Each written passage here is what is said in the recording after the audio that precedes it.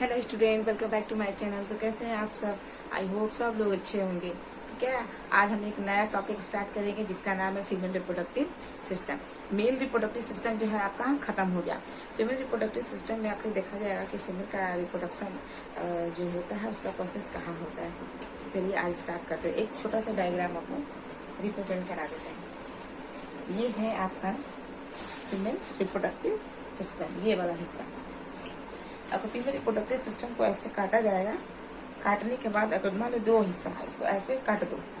काटेंगे तो काटने के बाद ये क्या हिस्सा अलग हो जाएगा, तो ऐसे सामने से रिप्रेजेंट होगा ना, वही वाला हिस्सा जो है आपका अंदर से दिखेगा वो आपका कुछ इस तरह का होगा। ठीक है, फीमेल रिप्रोडक्शन। चलिए स्टार्ट करते हैं। फीमेल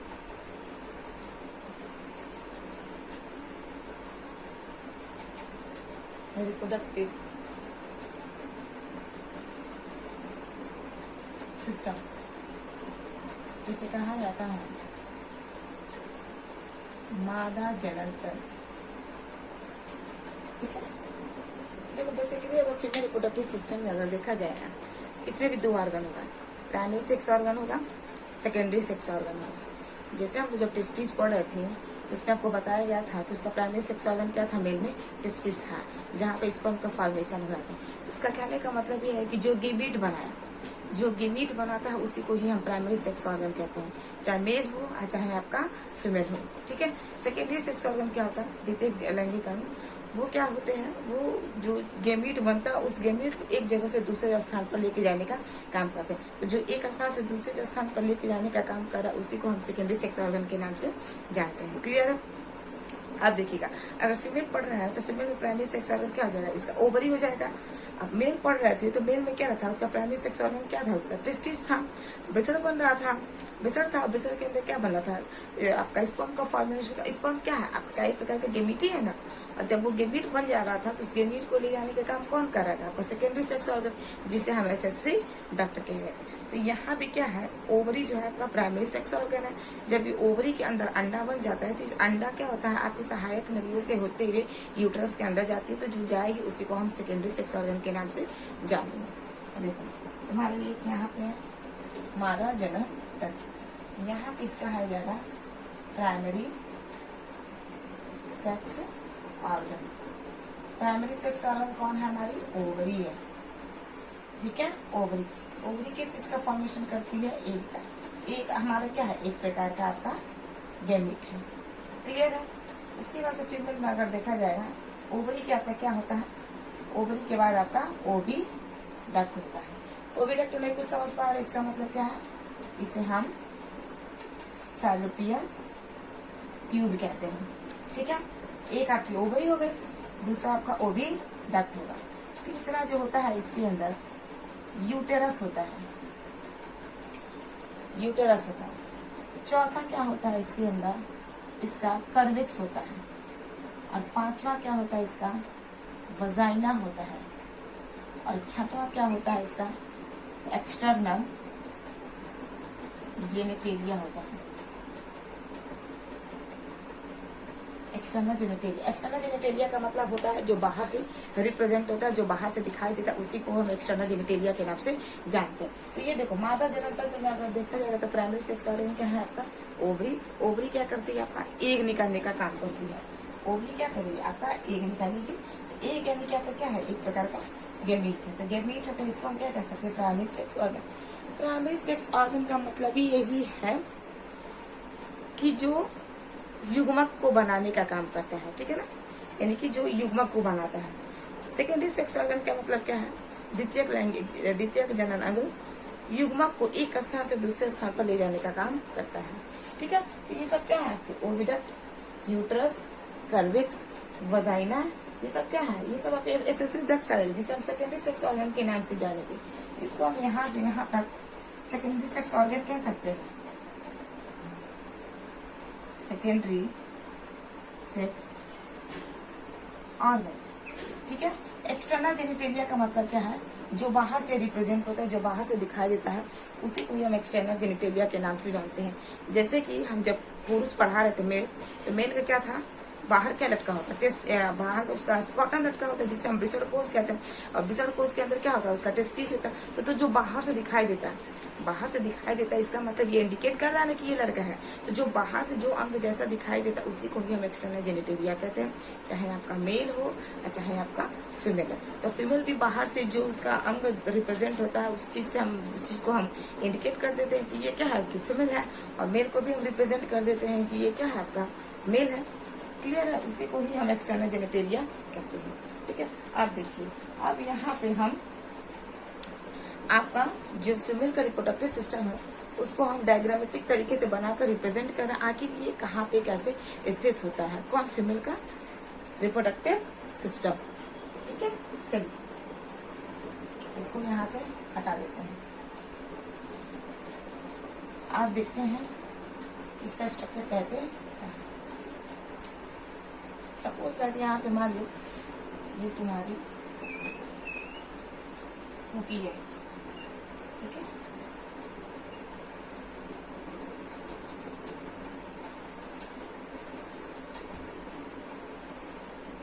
ये इसका अगर देखा जाए ना पूरी बॉडी है, ठीक है, कैविटी है, ये इसका क्लियर। यहाँ पे देखो यहाँ से लेकर यहाँ तक का जो पूरा हिस्सा होता है इसे कहा जाता है चेस्ट कैविटी, ठीक है ना, चेस्ट कैविटी। इसी को ही हम कहते हैं थोरेसिस कैविटी।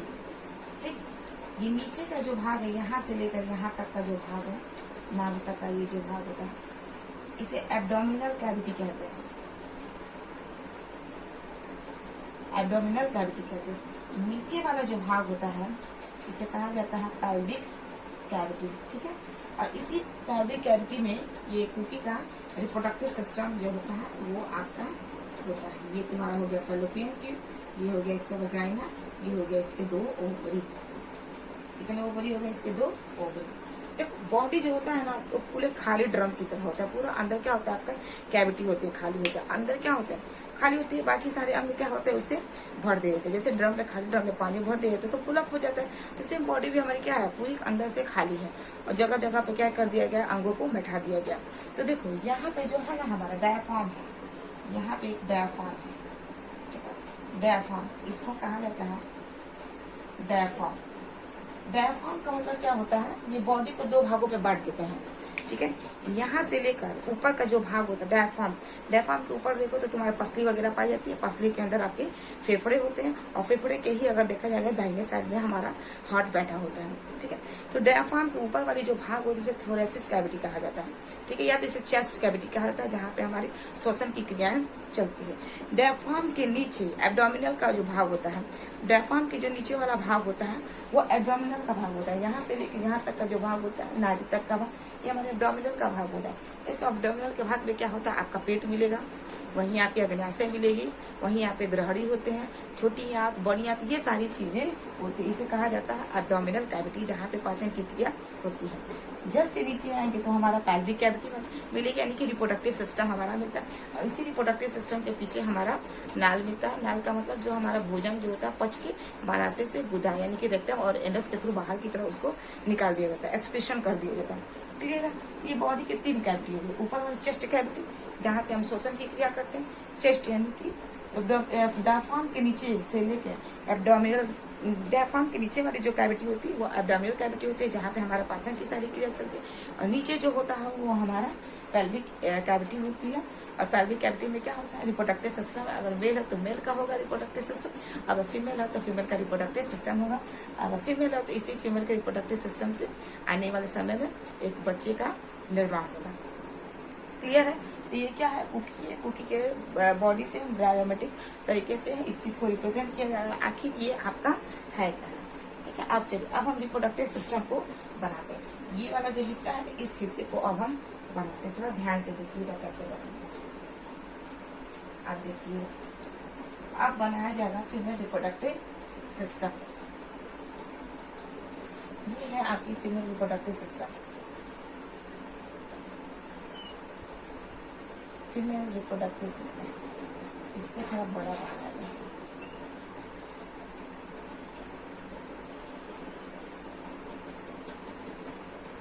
रिप्रोडक्टिव सिस्टम, ये है आपका फीमेल रिप्रोडक्टिव सिस्टम। ठीक है, ये जो है ना, ये बिल्कुल अगर देखा जाएगा हमारा जो हिस्सा होता है, यहाँ पे देखिएगा, अभी इस चीज को बता रहे हैं, ये क्या होती है, यहाँ पे आगे चल के ये पत्ती ट्यूब में बढ़ जाती है, 2 इधर और आपकी 2 इधर। क्लियर है? अब ये पतली ट्यूब आगे चल के एक मोटी ट्यूब में बदल जाती है, कुछ इस तरह की। सेम आपका इधर भी होता है। ठीक, अब ये क्या होती है, आगे चल के आपकी कीपक में खुलती है, ये भी आपकी एक कीपक में खुलती है। ठीक है, ये जो है ना यहाँ पे, इसमें समझो 2 हाथ हैं, इस तरह दोनों हाथ लेकर ऐसे ऐसे तैर रही है। सपोज दैट ऐसा तैरती नहीं है, ये ऐसा इसमें होता है। ठीक है, अब देखो ये क्या है, ये पूरा हमारा क्या है, आपका देखा जाएगा फीमेल का रिप्रोडक्टिव सिस्टम है। ये जो भाग है यहाँ पे, यहाँ से लेकर यहाँ तक का जो हिस्सा है, इसे कहा जाता है फैलोपियन ट्यूब। फैलोपियन ट्यूब, इसी को ही कहा जाता है ओविडक्ट। इसकी लंबाई अगर देखा जाएगा तो 10 से 12 सेंटीमीटर होती है। क्लियर? ये जो यूटरस है हमारा, इधर इसको हम किस चीज के नाम से जानते हैं, इसको हम वुम्ब भी कहते हैं, इसको हम यूटरस भी कहते हैं, इसी को ही हम हॉस्टेडा भी कहते हैं। क्लियर है? ये हमारी जो यूटरस है ना, यूटरस ये इन्वर्टेड पीयर सेट होती है। दोस्तों आइए 3D एनिमेशन की मदद से फीमेल रिप्रोडक्टिव सिस्टम को शॉर्ट में समझते हैं। फीमेल रिप्रोडक्टिव सिस्टम का सबसे मेन ऑर्गन है ये ओवरी यानी अंडाशय। हर फीमेल में 2 ओवरी होता है जो ओवम यानी फीमेल एग का प्रोडक्शन करता है। जब ओवरी एग को रिलीज करता है तब फिलोपियन ट्यूब के हेयर इसे कैच करके अपने अंदर तब तक रखते हैं जब तक कोई स्पर्म इसे हिट न कर दे। ये आगे वाला हिस्सा फीमेल का वजाइना है जहाँ से इंटरकोर्स के बाद स्पर्म एंट्री करते हैं और सर्वाइकल कैनाल से होते हुए फीमेल के यूट्रस यानी गर्भाशय में पहुंचते हैं। फिर इसके बाद आगे फिलोपियन ट्यूब में पहुंचते हैं जहां ये एग को हिट करके इसे फर्टिलाइज कर देते हैं। अब ये फर्टिलाइज एग यूट्रस में पहुंचता है। यहाँ पर आने के बाद यूट्रस में एम्ब्रियोनिक प्रोसेस शुरू हो जाता है। अगर ये एग स्पर्म के द्वारा फर्टिलाइज नहीं हो पाते हैं तब 2 दिन बाद फिलोपियन ट्यूब इसे यूट्रस में भेज देता है जहाँ ये यूट्रस की दीवार से चिपक कर 28 दिनों तक रहते हैं। मेंस्ट्रुएशन साइकिल से ये इसकी जो पूरी की पूरी अगर लंबाई देखा जाएगा, इसकी जो लंबाई होती है वो 8 सेंटीमीटर होती है। ठीक है, इसकी जो चौड़ाई होती है वो आपकी 3 सेंटीमीटर होती है और इसकी जो आपकी मोटाई होती है वो आपकी 5 सेंटीमीटर होती है। ठीक है, तो ये कुछ बेसिक चीजें हैं जिसको जानना जरूरी है। इसी को ही हम वुम्ब में कहते हैं, इसी को ही हम हॉस्टेरा भी कहते हैं, इसी को ही हम यूट्रस कहते हैं। फिल्मों में देखा है, फिल्मों में हीरोइन क्या कहती है, ओह मैं तुम्हारे बच्चे की माँ बनने वाली हूँ। उन बेवकूफ हीरोइनों को कहो कि उनका जो बच्चा है वो पेट में नहीं पलता है, वो कहाँ पलता है, आपकी यूटरस के अंदर पलता है। ठीक है ना, कहती है ना कि मेरे पेट में तुम्हारा बच्चा है। अरे भाई, पेट में बच्चा नहीं होता है, यूटरस में बच्चा होता है। ठीक है, और दूसरी चीजें क्या करती हैं सर कि ओ मेरे कोख में तुम्हारा बच्चा है। यहाँ तक बात ठीक है, कोख ही हमारा क्या है, यूटरस है। पेट में हमारा बच्चा नहीं पलता है। बच्चा कहाँ पलता है, हमारा यूटरस के अंदर हमारा बच्चा पलता है। ये वाला यूटरस है। कहाँ यूटरस है आपका, ये अगर आपकी बॉडी है, ये आपकी बॉडी है, तो यहाँ पे आपका है, कौन है आपका, ये आपका रिप्रोडक्टिव सिस्टम। क्लियर है? इन्वर्टेड पियर से उल्टे नाशपाती क्या कहते हैं, लंबाई 8 सेंटीमीटर, चौड़ाई 3 सेंटीमीटर, मोटाई आपकी कितनी है, 5 सेंटीमीटर। अब देखिएगा, ये जो है इसका हिस्सा, ये जो है यहाँ पे, ये जो है इसको हम एम्पुला के नाम से जानते हैं, जो पतली ट्यूब में बढ़ रही है, एम्पुला। ये एम्पुला आगे चल के एक मोटी सी वॉल में खुल रही है, इसे कहा जाता है इस्थमस। ठीक है, और ये इस्थमस आगे चल के कीप देखा ना, और जैसे हम लोग घर में पहले क्या करते थे, मिट्टी का तेल लगाते थे ना, कीप क्या होता है, नीचे से पतली होती है, ऊपर से फैला हुआ होता है। तो सेम ये भी होता है, ऐसे नीचे फैला होता है, ऊपर से पतला होता है। तो ये जो हिस्सा है इसे कहा जाता है इनफंडिबुलम। ठीक है, और ये नीचे क्या है, ये नीचे हमारा क्या है, ये उंगली जैसी संरचना है, ऐसे जिक जिक जिक जिक जिक जिक जिक जिक जिक जिक जिक जिक। ये हमारा क्या है, फिम्ब्रेई है, ठीक है, फिम्ब्रेई। और ये फिम्ब्रेई के पास हमारी क्या होती है, ओवा, ठीक है ना, ओवा। इस ओमा, ये जो हमारी ओवा है, यहाँ से ऐसे, ठीक है, ये हमारी ओवा है। ऑब्वियसली हमारी ओवा लटकी थोड़ी ना होती है, इसके पास लिगामेंट्स होते हैं, लिगामेंट्स ऐसे चिपकी होती है। कौन चिपकी होती है, हमारी ओवरी। ये हमारी क्या हो गई, आपकी ओवरी। इस ओवरी के अंदर क्या होते हैं, हमारे छोटे छोटे एग्स होते हैं। यहाँ भी क्या है हमारा, ये है, क्लियर है। ये जो हमारा यूट्रस है ना, ये पूरा यूट्रस हमारा 3 भागों में बटा होता है। ऊपर वाला जो भाग होता है इसे फंडस कहा जाता है, ठीक है। ये पूरा हिस्सा जो है ना हमारे यूट्रस होता है। और नीचे वाला जो भाग होता है उसे कहा जाता है कर्विक्स। अब देखो, यहाँ से लेकर यहाँ तक का भाग देखा जाएगा, ये जो होती है इसकी कर्विक्स होती है। और यहाँ एक नाड़ होती है, ये कर्विकल कैनाल। ये जो नली होती है, इस नली को कहा जाता है कर्विकल कैनाल। और ये लंबी लाइन जिसमें ओपनिंग हो रही है, इसे कहा जाता है वजाइना। वजाइना का भी एक ओपनिंग होगा, जिसे हम वजाइनल ओपनिंग। क्लियर है मेरे प्यारे बच्चों, क्लियर होना चाहिए, ठीक है। ये हमारा क्या है, फीमेल रिप्रोडक्टिव सिस्टम। अब देखो क्या है, बेसिक चीजें हैं, ध्यान समझते हैं ना, ये सारी चीजें आपकी पूछते हैं एग्जाम में। इसे हम वुम्ब कहेंगे, इसी को ही हम यूट्रस कहते हैं, इसी को ही हम हस्टेरा कहते हैं। ये इन्वर्टेड यानी कि उल्टे नाशपाती के आकार की होती है। कौन, हमारी बच्चेदानी, महिला की बच्चादानी। इसकी लंबाई 8 सेंटीमीटर, इसकी चौड़ाई 3 सेंटीमीटर, इसकी मोटाई 5 सेंटीमीटर। और इसके जो भाग होते हैं 3 भागों में बटा होता है। फंडस, फंडस का मतलब ये ऊपर वाला भाग, यूट्रस का मतलब ये पूरा हिस्सा, ठीक है। और कर्विक्स का मतलब ये वाला हिस्सा।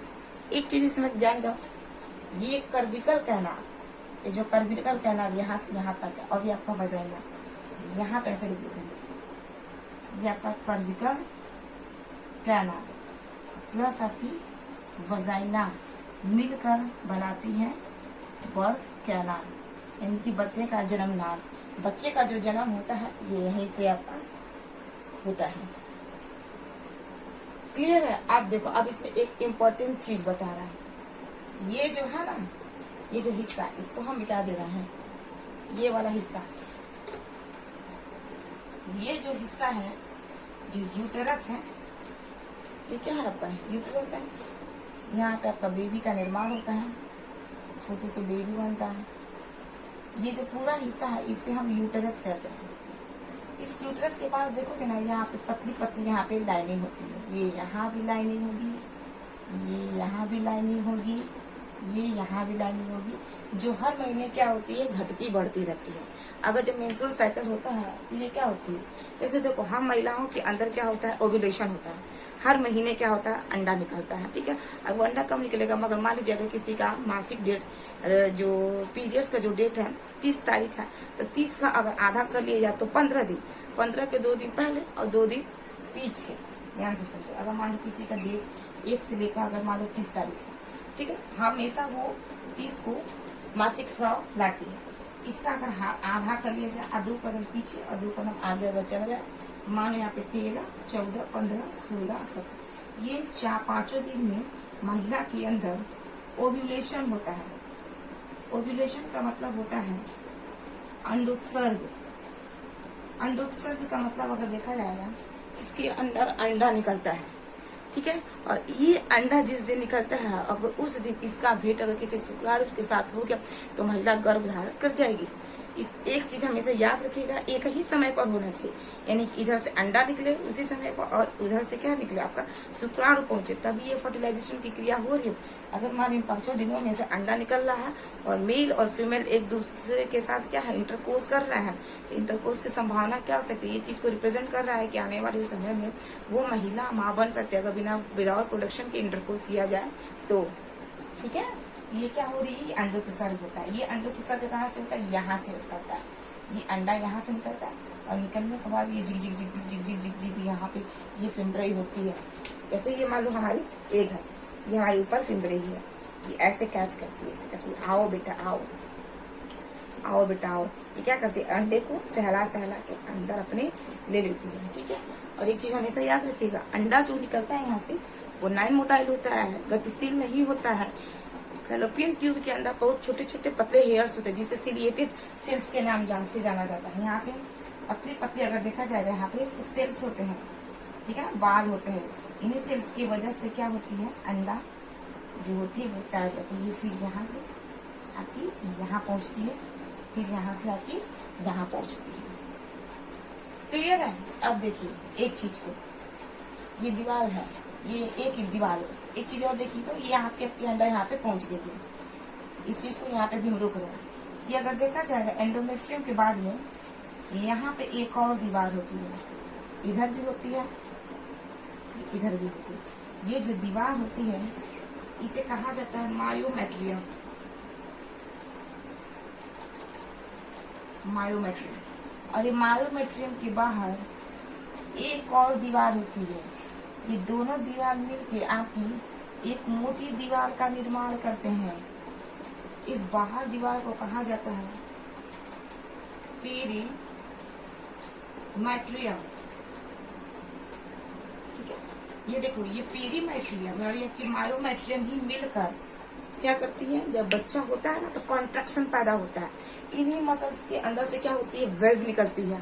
और ये वेव के निकलने की वजह से क्या होती है, जो मसल्स होती है वो संकुचित होती हैं बार बार। और इनके संकुचन की वजह से क्या होती है, महिला के अंदर असहनीय पीड़ा होती है, जो लीवर पेन को इंडिकेट करती है। यहीं से वो पेन आपका डेवलप होता है, इनके वजह से पेरीमेट्रियम और मायोमेट्रियम। और ये देखो, जो तीसरी वाली दीवार दिखाई दे रही है, जिसे हम क्या कह रहे हैं, एंडोमेट्रियम की दीवार। अब ध्यान से देखिएगा, एंडोमेट्रियम की दीवार में क्या हुआ है, ये यहाँ से आपका हर महीने क्या हुआ, अंडा निकला, जिसे हम क्या कह रहे हैं, ओव्यूलेशन की प्रक्रिया कह रहे हैं। अब देखिएगा आगे क्या होगा, ये अंडाशय से निकला, ये आपके फिम्बराई से होते हुए यहाँ पहुंचा, और यहाँ से पहुंचने के बाद आपका कहाँ पहुंचेगा, इस ये यूट्रस के दीवार के अंदर पहुंचेगा, यानी कि आपका यूट्रस में, ये यूट्रस में पहुंचेगा। अब देखिए एक चीज क्या है, एक क्वेश्चन हमेशा ये पूछता है कि जो नर और मादा होते हैं, नर मादा में जो शुक्राणु अंडाणु होता है, उनका फर्टिलाइजेशन कहाँ होता है। इस चीज को हमेशा याद रखिए। ये जो आपका एम्पुला, ये आपका एम्पुला और ये इस्थमस का जो जंक्शन होता है, यही पर फर्टिलाइजेशन की क्रिया होती है। यानी कि हमेशा फैलोपियन ट्यूब के अंदर ही फर्टिलाइजेशन होगा और कहीं फर्टिलाइजेशन नहीं होता। यानी कि फीमेल के अंदर अगर देखा जाएगा, जो भी निषेचन की प्रक्रिया है वो आपकी फैलोपियन ट्यूब ओविडक्ट के अंदर हो रहा, अन्य कहीं नहीं हो रहा। अगर महिला के अंदर निषेचन अगर फैलोपियन ट्यूब में नहीं हुआ, वो महिला आने वाले समय में कभी भी गर्भ धारण नहीं कर सकती है। इस चीज को याद रखिएगा, ठीक है। अब देखो, ये यहाँ से तैरते तैरते तैरते तैरते आएगा, कौन आएगा, आपका फर्टिलाइजर। और आने के बाद ये पतली सी दीवार दिखाई दी है, जिसे कहा जा रहा है एंडोमेट्रियम की। और एंडोमेट्रियम की दीवार से ये आपका भ्रूण जाकर क्या हो जाता है, चिपक जाता है। और जैसे ही चिपकता है, इसके चिपकने की प्रक्रिया को ही हम इम्प्लांटेशन कहते हैं, ठीक है। इम्प्लांटेशन का मतलब अगर देखा जाएगा रोपण की क्रिया। अब ये यहाँ पे क्या हो गया, रोपित हो गए। अब धीरे धीरे धीरे धीरे धीरे धीरे आपका ये क्या होगा, ये आपका फीटस जो है एम्ब्रियो में बदलेगा, और आपका एम्ब्रियो फीटस में बदलेगा, और फिर धीरे धीरे धीरे धीरे आने वाले समय में इससे क्या होगा, एक आपका बच्चे का निर्माण हो जाएगा। यानी कि जैसे ही रोपण हुआ, महिला प्रेग्नेंट हो गई, और जैसे प्रेग्नेंट होगी, अब इस भ्रूण को अपने अंदर 9 महीने तक कैरी करेगी। और कैरी करने की प्रक्रिया जो जर्नी चलेगी, इसी को ही हम प्रेगनेंसी की जर्नी कहते हैं। क्लियर है। और जैसे प्रेगनेंसी हो जाएगी, 9वां महीना कंप्लीट होगा, ये जो आपके मसल्स हैं, जिसे पेरीमेट्रियम और मायोमेट्रियम कह रहे हैं, इनमें क्या होगा, कॉन्ट्रैक्शन होगा। कॉन्ट्रैक्शन का मतलब जो गर्भाशय की जो हमारी लेयर है, जो दीवार है, उनके अंदर संकुचन पैदा हुआ, यानी कि पीड़ा उत्पन्न होगी। और इन्हीं संकुचन की वजह से क्या होगा, हमारा जो बेबी होगा, इस बर्थ कैनाल, यानी कि जो दिख रहा है ना कैनाल, ये कैनाल से होते हुए, वजाइना से होते हुए बाहर की तरफ आपका निकल जाता है। कौन आपका बेबी। ठीक है, ये आपका फीमेल रिप्रोडक्टिव सिस्टम है। इससे के अलावा एनसीईआरटी में और आपके कहीं से क्वेश्चन पूछेंगे ही नहीं। बस पूछता है कि कितने सेक्स ऑर्गन है, 2 सेक्स ऑर्गन है, एक प्राइमरी सेक्स ऑर्गन है, एक आपका secondary sex organ. Primary sex organ में क्या है आपका ओवरी, सेकेंडरी सेक्स ऑर्गन में आपके क्या आ जाएंगे, जो ओवरी को एक जगह से दूसरी जगह पे ले जाएंगे, आपके ओविडक्ट हो जाएंगे, इनको फैलोपियन ट्यूब कहेंगे। उसके बाद से इसका यूट्रस हो जाएगा, इसके बाद इसका कर्विक्स हो जाएगा, वजाइना होगा और एक्सटर्नल जेनिटेलिया होगा। ओवरी क्या करती है, गैमेट को निकालती है। जो हमारे सिस्टम गैमीट को निकाले उसी को ही हम रिप्रोडक्टिव सिस्टम कहते हैं, चाहे मेल हो चाहे आपका फीमेल हो। और ये आपकी पूरी महिला का रिप्रोडक्टिव सिस्टम है। ठीक है, ये आपके एंडोमेट्रियम की दीवार। तो देखो, जब ये क्या होता है, एक चीज और इसमें बता दें कि महिला के अंदर जब ओव्यूलेशन होगा, अंडोत्सर्ग होता है, कभी कभी क्या होता है कि ये अंडा ये निकल कर ऐसे जाता है, फैलोपियन ट्यूब में आता है, शुक्राणु का इंतजार करता है। अगर इन केस अगर शुक्राणु नहीं पहुंचा तो ये अंडा क्या होता है, इस दीवार से होते हुए बाहर से निकल जाता है। यानी कि अगर देखा जाएगा ये क्या होता है, ये एंडोमेट्रियम की दीवार होती है, एक तैयार होती है। तैयार का मतलब अगर देखा जाएगा नर मादा अगर कि जो शुक्राणु और अंडाणु आपस में निषेचित हो जाएंगे कि बनी बनाई जो दीवार होती है वो क्या करेगी, आने वाले समय में जो आपका भ्रूण है उस भ्रूण को भोजन देने का काम करेगी। अगर फर्टिलाइजेशन नहीं होगा तो इस एंडोमेट्रियम की दीवार के साथ ये क्या होगी, ये टूट के बाहर की तरफ निकल जाएंगे। यानी कि ये जो दीवार है ये सारी भर टूट के निकल जाएंगी। यानी कि महिला के अंदर देखा जाएगा 1 से लेकर 5 दिन तक मासिक स्राव होगा, जिसे हम पीरियड्स के नाम से जानते हैं। 1 से लेकर 5 दिन तक ये दीवार क्या होगी, टूट टूट टूट टूट टूट टूट के गिरती रहती है। अगर इन केस अगर यही प्रेग्नेंट हो गई तो ये जो दीवार है वो मोटी हो जाती है, मोटी होती जाती है, मोटी होती जाती है और अंततः देखा जाए कि दीवार इतनी मोटी हो जाती है कि गर्भ के चारों तरफ फैल जाती है और बच्चे को पोषण देने का काम आपके करती है। क्लियर है, ये देखो यही है आपकी फीमेल का रिप्रोडक्टिव सिस्टम। ठीक है, ये आपका देखो पूरा इन्वर्टेड आपका पीरियड सेट होता है। ये देखो आपके 2 ओवरी हो गए, इस बच्चेदानी के गर्भाशय के 3 लेयर है। एंडोमेट्रियम देखो, पेरीमेट्रियम बाहर, मायोमेट्रियम बीच की, एंडोमेट्रियम आपकी सबसे अंदर की।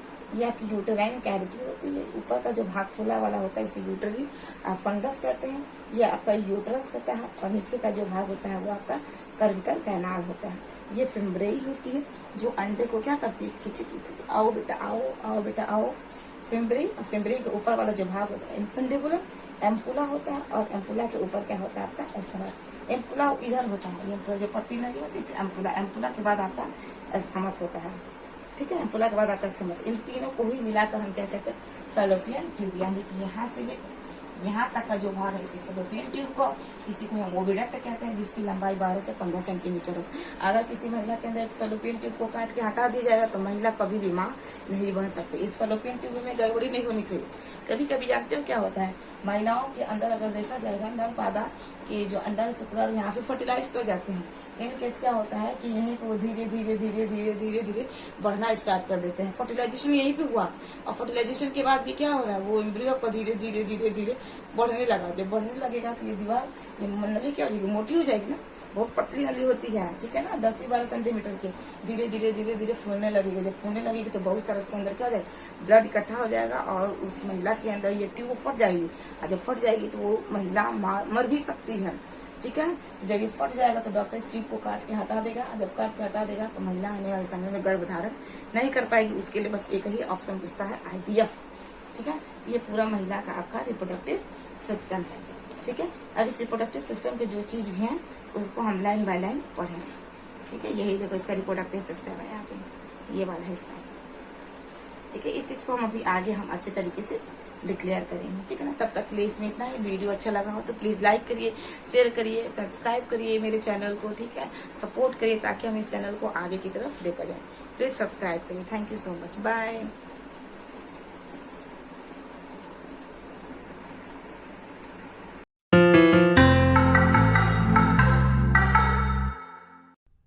हमने मेल रिप्रोडक्टिव सिस्टम को देखा है। अब फर्टिलाइजेशन के प्रोसेस को शुरू करने से पहले हमें उस जगह को समझने की जरूरत है जहां पर यह प्रोसेस होता है। जी हां, मैं फीमेल रिप्रोडक्टिव सिस्टम की बात कर रहा हूं। ओवम प्रोडक्शन की जगह, फर्टिलाइजेशन और यूट्रस, ये सभी फीमेल रिप्रोडक्टिव सिस्टम का एक हिस्सा हैं। चलिए इस वीडियो में इस महत्वपूर्ण सिस्टम को देखें। क्या आपको याद है कि हमने मेल रिप्रोडक्टिव सिस्टम को पढ़ना कहां से शुरू किया था? जी हां, वो जगह जहां स्पर्म प्रोड्यूस होते थे। इसी तरह हम यहां भी उस जगह से सीखना शुरू करेंगे जहां पर एग सेल प्रोड्यूस होते हैं, यानी कि ओवम। तो शुरुआत इन ओवल स्ट्रक्चर्स से होती है जिन्हें ओवरीज कहते हैं, दोनों तरफ एक एक ओवरी। क्या आपने गौर किया, ये ओवरीज इन ट्यूब जैसे स्ट्रक्चर से जुड़े हैं, लेकिन वो डायरेक्टली उनसे जुड़े नहीं हैं। अगर हम ध्यान से इसे देखें तो हम पाते हैं कि उंगली की तरह दिखने वाले हिस्से जो दोनों को जोड़ते हैं, ये उंगली की तरह दिखने वाले हिस्से ओवम को पकड़ने के लिए बहुत जरूरी होते हैं जब वो ओवरीज से रिलीज होते हैं। लेकिन क्या उनका कोई साइंटिफिक नाम है? जी हां, उन उंगली की तरह दिखने वाले हिस्सों को फिम्ब्रियाई कहते हैं। फिम्ब्रियाई रिलीज हुए ओवम को पकड़ने में मदद करते हैं और इसे आगे मौजूद ट्यूब्स तक तेजी से पहुंचाते हैं। लेकिन ओवम को आगे पहुंचाने की जरूरत क्यों पड़ती है? क्या यह खुद पर नहीं जा सकता? नहीं, यह नहीं कर सकता। मोटाइल स्पर्म के विपरीत ओवम नॉन मोटाइल होता है। यह तब तक मूव नहीं हो सकता जब तक किसी दूसरे सेल द्वारा इन्हें धक्का ना दिया जाए। अब ये ट्यूब जैसे स्ट्रक्चर्स जिनकी हम लंबे समय से बात कर रहे हैं, उनका भी साइंटिफिक नाम है। उन्हें फैलोपियन ट्यूब्स कहते हैं। और आपको क्या लगता है उनका महत्व क्या होगा? चलिए गैस करते हैं। क्या वो ओवरीज को यूट्रस से जोड़ता है? जी हां, यह निश्चित ही एक जरूरी काम है। लेकिन इससे भी ज्यादा जरूरी है कि फैलोपियन ट्यूब्स फर्टिलाइजेशन के स्थान होते हैं। ये फैलोपियन ट्यूब्स ही हैं जहां पर स्पर्म्स ओवम को फर्टिलाइज कर पाते हैं और यहां से जाइगोट डिवाइड होकर एक एम्ब्रियो बनता है।